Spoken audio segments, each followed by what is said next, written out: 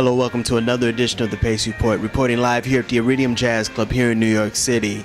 NEA jazz master, drummer Jimmy Cobb is paying tribute to one of his dear friends, the late pianist Hank Jones.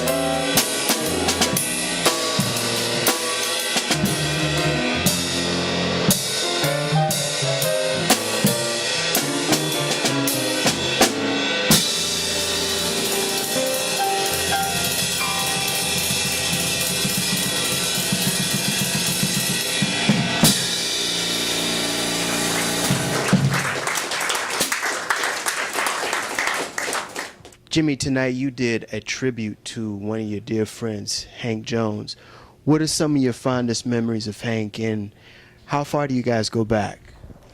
We go back quite a ways. You know, I've known Hank, like most of my life. We never met until maybe the 70s or 80s or something like that, because I had the opportunity to play with one of his great jazz trios. You know, like Eddie Gomez was saying, we had the opportunity to make like some, maybe 2 or 3 different CDs with him, in Japan. And we worked with him in Japan and places, so I've been knowing him like up close, maybe for like 30, 40 years or something like that. Doing a show as intimate with the trio, you had so many songs that you had to choose from, and you're playing 2 different sets a night. How hard was it for you to come up with the songs in tribute to Hank? Well, actually, it was not my doing that much. Eric Reed is like a very conscientious young man, and he had the ingenuity to go and search through all the records that we played on, and got all the information that maybe Eddie was talking about, and gave it to us. Like he copied down all the songs that we were associated with, and he came in the first day that we did it with a list, and we only had maybe an hour and a half or something rehearsal. But I left them here, and they probably did a little longer, probably getting keys and all that kind of thing together. But he's a very conscientious man, and I have to give him most of the credit, him and Eddie, What are some of the things musically that a lot of musicians should pick up on, or people will remember him for?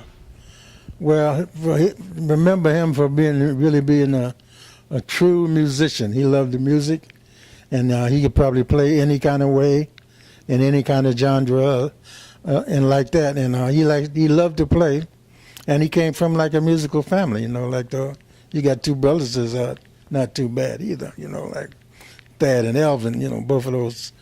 All that Jones family is monsters. So like he came from a great family. He told me one time, I think he said he had a sister. If she'd have lived, she'd have killed all of them. Because I think he's telling me that's how good she was. So, but for being around him is like a learning experience, man. Because he knew all the tunes, and he goes back from all kind of different styles and stuff. He came from like a place where there was Art Tatum and Teddy Wilson and all those guys. So he has that bass, and then he came right up through the bebop thing. He has that bass. Then he loved what Monk was doing. He could do that, So he was like he was wide open for for the music.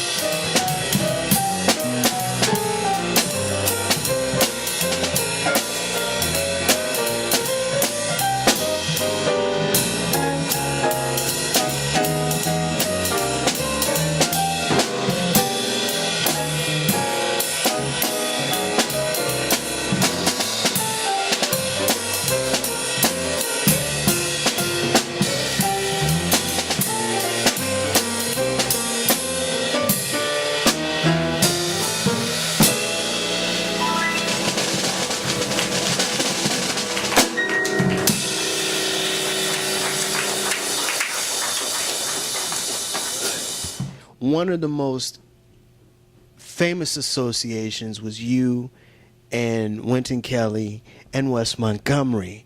Yes. Tell me about your affiliation with those two and explain the outset or the outcome of that musical session. Well, actually, we used to make records for like R&Keep News over at Riverside Records, and Paul Chambers, he used certain guys that for most of his days, like for piano play, he probably used to use Red Garland and people like that. And I think when Cannonball was over there, Cannonball acted as his floating agent. Like he was out on the road, saw some talent, he'd tell Arn and bring him in and record him. I think that's how they got Gil Evans and things like that. But getting back to I say that to say that's probably the way they got to Wes too. Cannon heard Wes in Indianapolis and told Arn about him, and Arn brought him back and recorded. And at that time, I was with Wynton Kelly and Paul Chambers, so we had a trio that we worked with, and people would always try to put us with other stars, like horn players and guitar players and stuff like that, because we had an established trio, So that's how we met Wes. We made we met him over at Riverside Records. That's where I met him, because the day I left Miles Davis, the next day I made Boss Guitar with Wes Montgomery. So then we had an opportunity after Paul died. We had an opportunity to take the trio on the road with Wes, and we went. Like at that time they had like a little circuit that you could make. You could go from New York and go like you work your way all the way to California. So we did that, and we was using a bass player named Ron McClure, and Wes was very popular. He got very popular out there, That live album kind of put you guys, it kind of catapulted you guys as musicians again. Yeah. Well, that album was pretty good. We did some of it live at the Half Note, and I think we did maybe a couple of tracks in the studio. So a lot of all the guitar players liked that album. So that kind of made us as a quartet. That kind of made us kind of strong.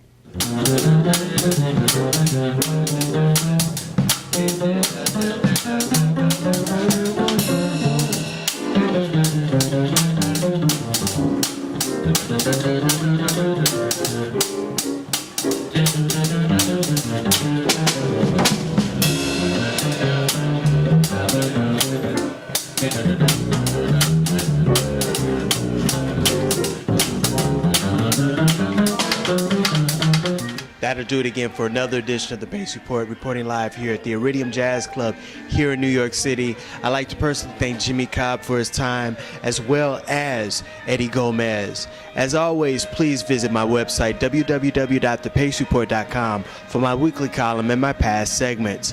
As always, until next time, if it's in the groove, it'll make you move.